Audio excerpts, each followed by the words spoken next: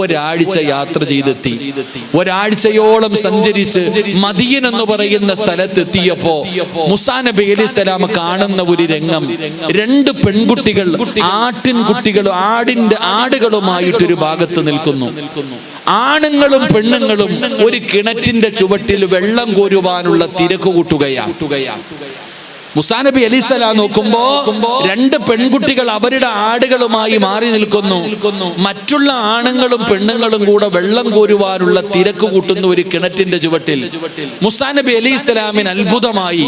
മൂസാ നബി ഈ പെൺകുട്ടികളോട് ചോദിച്ചു, നിങ്ങൾ എന്തേ വെള്ളം കോരാൻ പോകാത്തെ? നിങ്ങൾ എന്തുകൊണ്ടാണ് വെള്ളം കോരാൻ പോകാത്തത്? അപ്പൊ ആ പെൺകുട്ടികൾ പറഞ്ഞു, ഞങ്ങൾക്ക് ഈ ആണുങ്ങളുടെ ഇടയിൽ പോകാനൊരു മടി. ഈ ആണുങ്ങളുടെ ഇടയിലേക്ക് കയറി ഇടകലർന്നുകൊണ്ട് ഈ ആണുങ്ങളുടെ ഇടയിലേക്ക് പോകാൻ ഞങ്ങൾക്ക് ലജ്ജയാ. അതുകൊണ്ടാണ് ഞങ്ങൾ മാറി നിൽക്കുന്നത്. ഞങ്ങളുടെ വീട്ടിൽ ആണുങ്ങൾ ആരുമില്ല, ഉള്ളതൊരു പിതാവാ.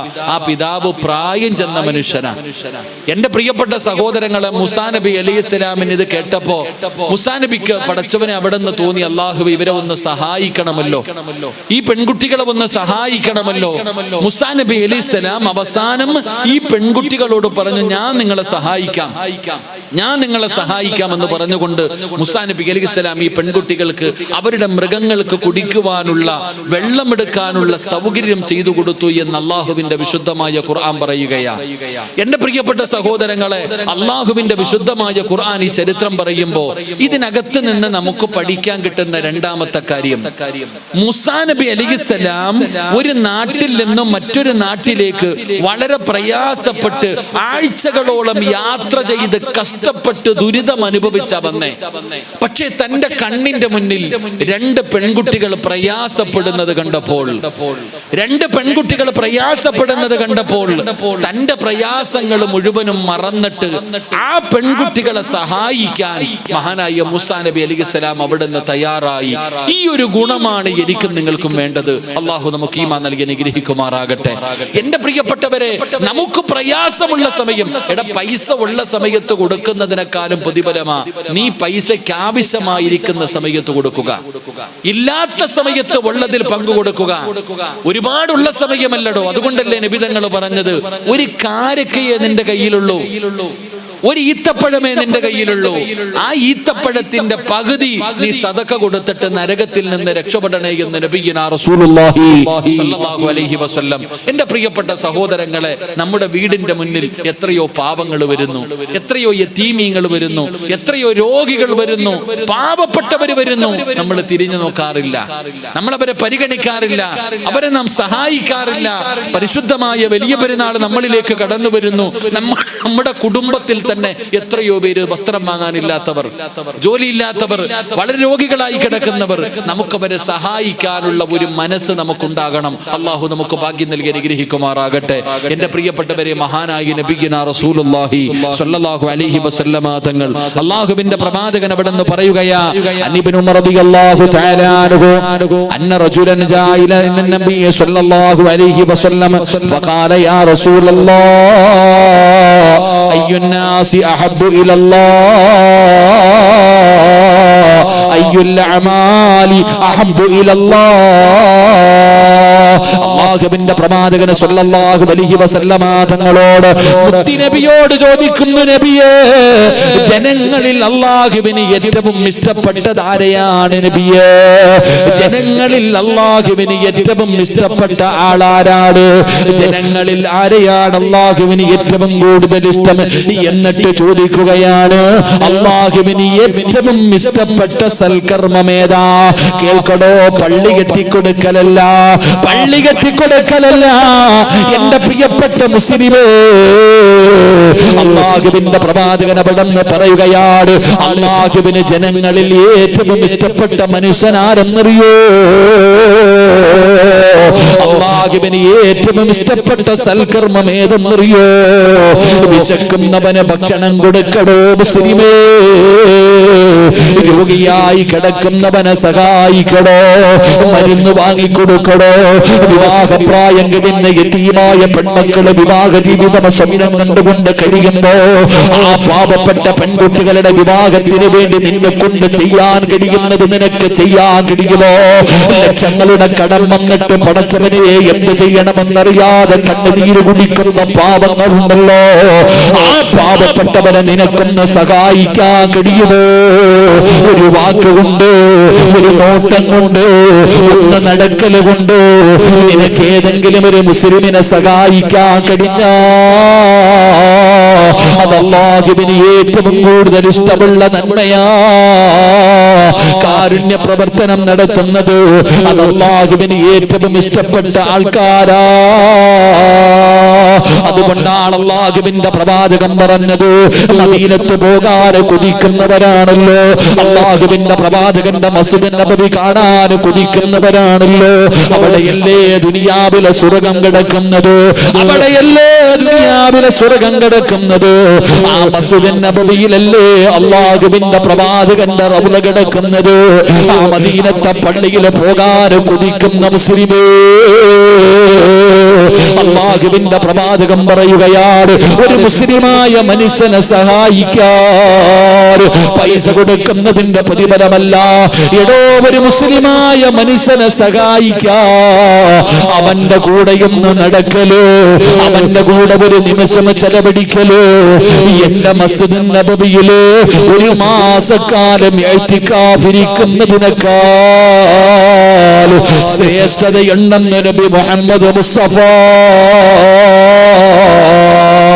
സല്ലല്ലാഹു അലൈഹി വസല്ലമ തങ്ങൾ പറയുകയാ, ഒരു പാവപ്പെട്ടവൻ നിന്റെ മുന്നിലേക്ക് കടന്നു വന്നപ്പോ ആ മനുഷ്യനെ ഒന്ന് സഹായിക്കാറ്, ആ മനുഷ്യനെ ഏതെങ്കിലും ഒരു പണക്കാരന്റെ വീട്ടിലേക്ക് കൊണ്ടുപോയി, അല്ലെങ്കിൽ സദക്ക ചെയ്യുന്ന ഒരാളുടെ വീട്ടിലേക്ക് കൊണ്ടുപോയി, അല്ലെങ്കിൽ അവന്റെ ആവശ്യവുമായി ആരോടെങ്കിലും ഒന്ന് സംസാരിക്കുന്നതിന് വേണ്ടി നീ ഒന്ന് നടന്നുപോയി, അല്ലാഹു നിനക്ക് തരുന്ന പ്രതിഫലം എന്തെന്നറിയോ? റസൂലുള്ളാഹി തങ്ങളുടെ റൗള കിടക്കുന്ന മസ്ജിദ് നബവി ഉണ്ടല്ലോ, ആ പള്ളിയിൽ ഒരു മാസക്കാലം ഇഅ്തികാഫിരിക്കുന്നതിനേക്കാളും ശ്രേഷ്ഠതയാ. അതുകൊണ്ടാണ് അല്ലാഹുവിന്റെ റസൂൽ പറഞ്ഞത്, ആ കാല് നാളെ ഉറച്ചു നിൽക്കുമെന്നാ. അല്ലാഹുവിന്റെ പരലോകത്ത്, അല്ലാഹുവിന്റെ കോടതിയില് പഠിച്ചവരെ നീയറപ്പിന്റെ കത്തിച്ചെമ്പിന്റെ തറയില്ലെന്ന് ജനങ്ങൾ ഭയക്കുന്ന ദിവസമുണ്ടല്ലോ, ആ ഭയാനകമായ ദിവസത്തില് അല്ലാഹു അവനെ രക്ഷപ്പെടുത്തുമെന്ന് നബി മുഹമ്മദ് മുസ്തഫ സല്ലല്ലാഹു അലൈഹി വസല്ലമ തങ്ങൾ പറയുമ്പോ, വീട്ടിലേക്ക് വരുന്ന പാവപ്പെട്ടവനെ ആട്ടിയോടിക്കുന്നവര്, ഗേറ്റ് തുറക്കാത്തവര്, വാതില് തുറക്കാത്തവര്, വീട്ടിന്റെ മുന്നിൽ വരുന്നവനെ കളിയാക്കിയിട്ടവിടെന്ന് ഇറക്കി വിടുന്നവര്, അല്ലാഹുവിന്റെ റസൂല് പറഞ്ഞത് എന്തെന്നറിയോ? ഈ നാട്ടിലെ പണക്കാരെ നിങ്ങൾക്ക് എല്ലാവർക്കും പരിചയമുണ്ട്, ഈ നാട്ടിലെ പാവപ്പെട്ടവൻ ആരാണെന്ന് നിനക്കറിയില്ലല്ലോ, എങ്കിൽ അല്ലാഹുവിന്റെ റസൂല് പറയുകയാ, പണക്കാരെ സ്നേഹിക്കുന്നവര്, സമ്പന്നന്മാരെ സ്നേഹിക്കുന്നവര്, പാവപ്പെട്ടവരെ തിരിഞ്ഞു നോക്കാത്തവര്, അല്ലാഹുവിന്റെ റസൂല് പറഞ്ഞതെന്തെന്നറിയോ? യാചിച്ചു വരുന്നവനെ സ്നേഹിക്കണേ സഹാബാ. പാവപ്പെട്ടവനെ നിങ്ങൾ സ്നേഹിക്കൂ. നിന്റെ വീടിന്റെ മുന്നിൽ കൈനീട്ടി വരുന്നവൻ, രോഗിയായി കിടക്കുന്നവൻ, ആ പാവപ്പെട്ടവനെ നീ സ്നേഹിക്കൂ, ആ പാവപ്പെട്ടവനെ നീ സ്നേഹിക്കൂ. അല്ലാഹുവിന്റെ പ്രവാചകൻ അവിടെന്ന് പറയുമ്പോ സ്വഹാബത്ത് ചോദിക്കുന്നു, യാ റസൂലല്ലാഹ്, പാവപ്പെട്ടവരെ സ്നേഹിച്ചാൽ എന്ത് പ്രയോജനമാണ് നബിയേ? യാചിച്ചു വരുന്നവരെ സ്നേഹിച്ചാല്, യാചിച്ചു വരുന്നവരെ നമ്മൾ സ്നേഹിക്കണം, അവരെ നമ്മൾ പരിചയപ്പെടണം, നമുക്ക് പ്രയോജനമുണ്ടെന്ന് നബിയിനാ റസൂലുള്ളാഹി സ്വല്ലല്ലാഹു അലൈഹി വസല്ലം. വീട്ടിൽ യാചിക്കാൻ വരുന്നവനെ പരിചയപ്പെടണം. ഈ നാട്ടിലെ പണക്കാരനാണെന്ന് വെച്ചാൽ എല്ലാവർക്കും അറിയാം, എന്നാ പാവപ്പെട്ടവൻ ആരാ അറിയില്ല. ഞാൻ പറയുന്ന നബിതങ്ങൾ പറയുകയാ, നിന്റെ വീട്ടിൽ യാചിക്കാൻ വരുന്നവനുമായിട്ട് സ്നേഹബന്ധത്തിലാകണം, അവനെ നീ പരിചയപ്പെടണം. സഹാബത്ത് ചോദിച്ചു, പരിചയപ്പെട്ടാലുള്ള പ്രയോജനം എന്താ?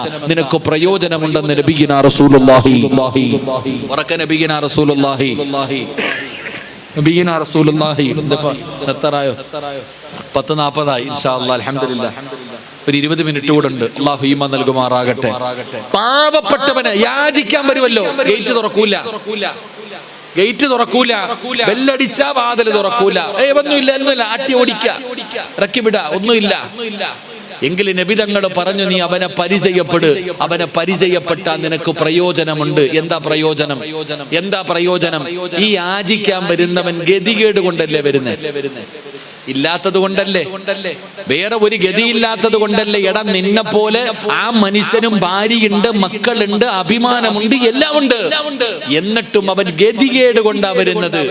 ആ ഗതികേട് കൊണ്ട് നിന്റെ മുന്നിലേക്ക് കൈനീട്ടി വരുന്നവനെ അൽഹംദുലില്ലാഹ് സന്തോഷത്തോടെ വിളിച്ചു, വീടിന്റെ അകത്ത് കയറ്റിയിരുത്തി, കുടിക്കാൻ ഇത്തിരി വെള്ളം കൊടുത്തു. എന്താ നിന്റെ പ്രയാസം? പൈസ ഒന്നും കൊടുക്കണ്ട. ആ വന്നവനെ വിളിച്ച് വീടിനകത്ത് കയറ്റി കുടിക്കാൻ ഇത്തിരി വെള്ളം കൊടുത്തു. അവന്റെ പ്രയാസം എന്താണെന്ന് കേട്ടു. എന്നിട്ട് അൽഹംദുലില്ലാഹ്, നീ പേടിക്കണ്ട, അള്ളാഹു നിന്നെ സഹായിക്കും, നിന്റെ മകളുടെ വിവാഹം നടത്തും, നിന്റെ രോഗത്തിനുള്ള ചികിത്സ, അതിനുള്ള സമ്പത്ത് റബ്ബ് തരും, നിന്റെ രോഗം അള്ളാഹു ശിഫയാക്കി തരും എന്ന് പറഞ്ഞുകൊണ്ട് ആ മനുഷ്യനെ ഒന്ന് സമാധാനിപ്പിച്ച് ഒന്ന് ദുആ ചെയ്തിട്ട് വേണം ആ മനുഷ്യനെ പറഞ്ഞുവിടാൻ. ആരെ മറന്നാലും അവൻ ആ മനുഷ്യനെ മറക്കൂല. അങ്ങനെ വീടിനകത്ത് പിടിച്ചു കയറ്റി ഇരുത്തി, കുടിക്കാൻ വെള്ളവും കൊടുത്ത്, അവന്റെ പ്രയാസം കേട്ട് അവന് വേണ്ടി ദുആ ചെയ്ത് സന്തോഷത്തോടെ, പൈസ കൊടുത്തില്ലെങ്കിലും സന്തോഷത്തോടെ പറഞ്ഞു വിട്ടാൽ ഒരിക്കലും അവൻ നമ്മളെ മറക്കൂല. നാളെ പരലോകത്ത് ചെല്ലുമ്പോ അല്ലാഹു സുബ്ഹാനഹു വ തആല ഈ യാചിച്ചവരോട് പറയും, ഇങ്ങനെ ജീവിച്ച പാവങ്ങളോട് പറയും, നിനക്കിഷ്ടമുള്ളവരെ നീ സ്വർഗത്തിൽ കൊണ്ടുപോക്കോ. നിന്നെ സഹായിച്ചവരില്ലേ, നിനക്കിഷ്ടമുള്ളവരെ നീ സ്വർഗത്തിലേക്ക് കൊണ്ടുപോ. അന്ന് നിന്റെ വീടിന്റെ മുന്നിൽ വന്നവൻ നിനക്ക് പ്രയോജനം ചെയ്യുമെന്ന് നബിയുനാ റസൂലുള്ളാഹി സ്വല്ലല്ലാഹു അലൈഹി വസല്ലം. അല്ലാഹു നമുക്ക് ഈമാൻ നൽകി അനുഗ്രഹിക്കുമാറാകട്ടെ. അവിടെയാണ് നമുക്ക് പ്രയോജനം ചെയ്യുന്നത്. എൻ്റെ പ്രിയപ്പെട്ടവരെ, ആ പാവപ്പെട്ടവന് അല്ലാഹു സ്വർഗത്തിലേക്ക് ആൾക്കാരെ കൊണ്ടുപോകാനുള്ള അവകാശം കൊടുക്കുമ്പോ ആ അവസരത്തിൽ വീടിനകത്ത് കയറ്റി, വിളിച്ചു കയറ്റി ഇരുത്തി, വെള്ളം കൊടുത്ത്, ഭക്ഷണം കൊടുത്ത്, അവന് വേണ്ടി ദുആ ചെയ്ത നിന്നെ ഉറപ്പായിട്ടും നാളെ പരലോകത്ത് വെച്ച് നിന്റെ കയ്യിൽ പിടിച്ച് സ്വർഗത്തിലേക്ക് കൊണ്ടുപോകുമെന്ന്